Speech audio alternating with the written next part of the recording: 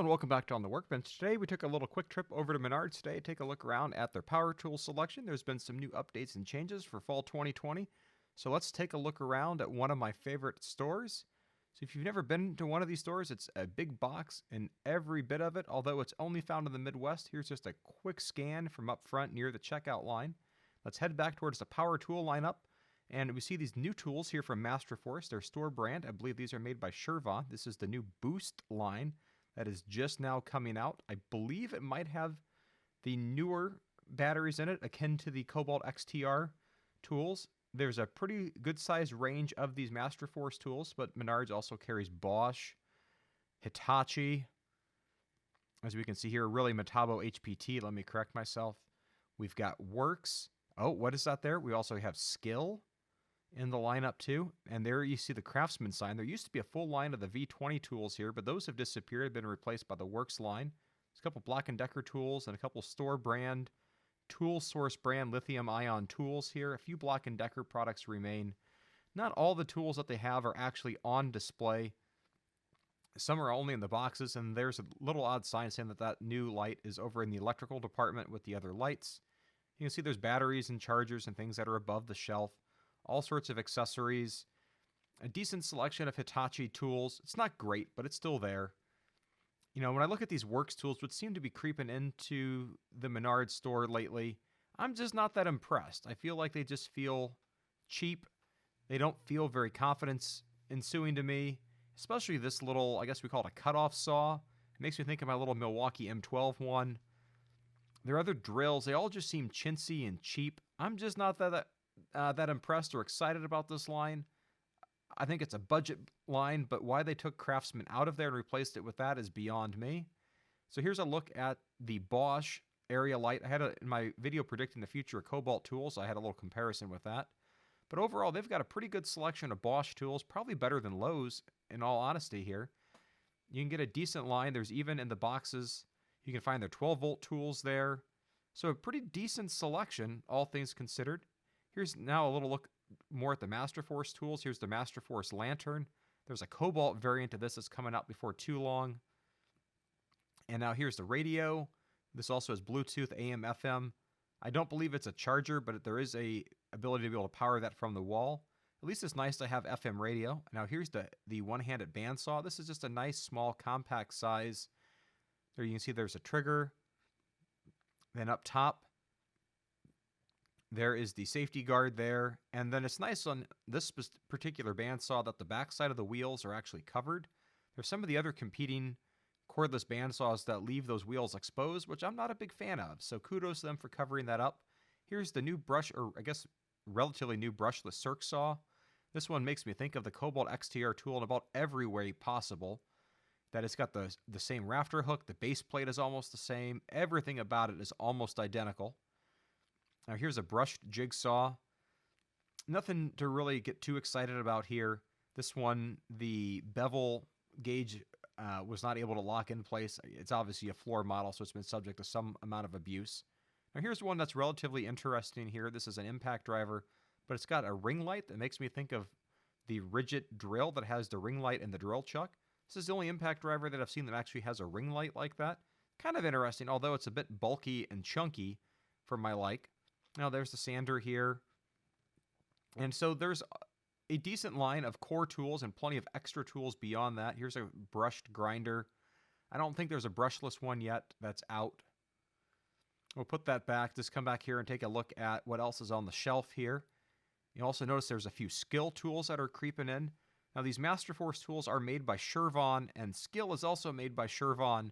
So I'm really curious what the future is going to hold with the balance between Skil and Masterforce and where that balance is going to be. And here's one that was new to me, the hydraulic impact driver. I'm not aware that I've seen that one before, but there's a spot in the store slot for that.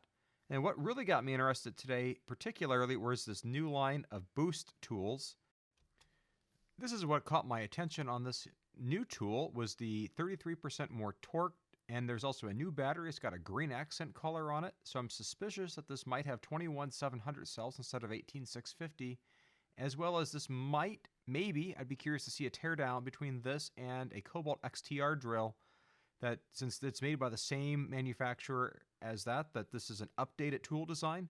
Be curious to see this how this plays out into the other bits of the lineup, such as the multi-tool. But let's first take a look at the back of the box. So here on the back of the box, we can see a couple interesting little factoids here. They're boasting about vibration reduction, a more compact size, which is fair because some of the older Masterforce drills were just a little bit bulky, as well as bragging about runtime and battery life. So I'm really suspicious that this has something to do with updated batteries, as well as I also find it interesting the way that the auxiliary handle mounts. Apparently there's a hole on the side of the drill and you can flip it to either side and it screws in.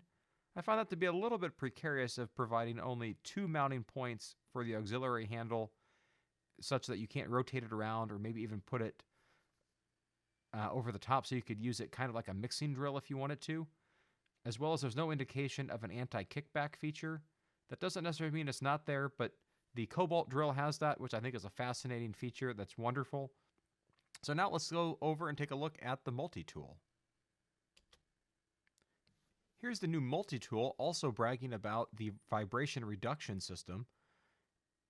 Now for this Masterforce lineup, as far as I'm aware, this is the first time there's been an oscillating multi-tool in the lineup, so this isn't really necessarily an update so much as an initial launch of a tool. To me, the most notable feature that I'm seeing here are the front mount LED headlight style lights for the work surface. I'd be curious what's the ratio of the light coming out of that goes down towards the surface versus going forward. I don't know. As well as with the battery tied to the back, that the tool wouldn't be able to stand up to be able to protect the blade. So then you got this awkwardness, but because the top of the battery is flat, maybe you could lay it flat upside down. I don't know. I kind of like how some of the other brands have it where you can set the multi-tool up on end on the battery and have the blade up off the ground. Here's the back of the box. The first thing you'll note is slightly below it is $99 for the price tag. Seems right about on par with other brands. As well as up top, you can see an image of the dual LED work light. To me, again, they look like headlights. Nothing else too exciting here. They talk about the magnetic accessory grip. Cobalt's got it. A handful of the other tools have that. It's not the Starlock system, which I think would be nice. I really think that's a nice system that Bosch has. I'd love to see other manufacturers pick up on. Of course, there'd be a licensing fee, which, kind of maybe affects the value proposition of these tools. But nonetheless, this is what's rolling out for the Masterforce brand. And perhaps, maybe, this would be an indication of an updated Cobalt tool as well. I don't know. Or other related brands coming out of the Chervon plants. Speaking of Chervon multi-tools, here's another one from the Skil lineup. It's interesting at Menards, the fact that the 20-volt power core system from Skil is starting to show up. And in some of these are actually side by side where the Masterforce tools are. So I'm very curious on what's going on with the overall Menards power tool reset, as Craftsman's been, I don't want to say kicked out and replaced with what appears to be Skil and Worx. I mentioned Worx earlier, but here's the Oscillating Multi-Tool and the Jigsaw.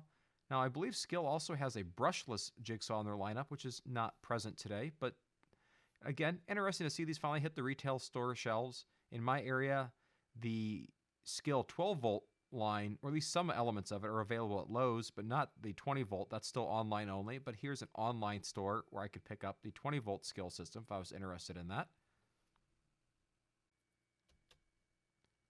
Also in store is a angle grinder. This is a brushed tool. Again, Skil also has some of these brushless variations out there that they're launching, and it's interesting to see how the revamped Skil, since Skil was sold from Bosch over to Chervon, and how these designs are evolving. For the initial relaunch of Skil, most of the tools were online only, but now we're starting to see that physical store presence of them side by side with other brands, so folks like myself and other consumers can take a look at them and compare them side by side, head to head against other products, as well as having the ability that if you don't like it, being able to actually return it far easier than an online tool purchase. So I think that's the real test that I guess that the folks behind Skil are feeling more confident about their tools, perhaps, that they're putting them in store shelves, as well as ramping up their production to be able to have the inventory available to deliver to retail stores. And finally, here's the 20-volt impact driver. all by itself. It'd be nice to see this in a kit with a drill or even some of the other accessories. And by accessories, I really mean batteries and chargers available separately to be able to help build out this lineup. So far we've seen just a few of the basic tools. I think it's reasonable to anticipate that there'd be a few kits coming here before too long, subject to availability, production, manufacturing, and everything else. And so it's interesting to see where this is placed vis-a-vis the other brands that you saw earlier at Menards, and where this is going to fit into the overall big picture power tool, since Skil is not limited exclusively to Menards, that you can pick it up other locations and places, and where this is going for the tool landscape in the future. If you've got any other thoughts or predictions on how that's going to look in the coming weeks, months, and years ahead, put it down below. Love to hear it. This is just a little time capsule here of power tool availability at Menards in October of 2020. Found the video useful and interesting? Give it a thumbs up. Thanks for watching, and have a great day. Bye.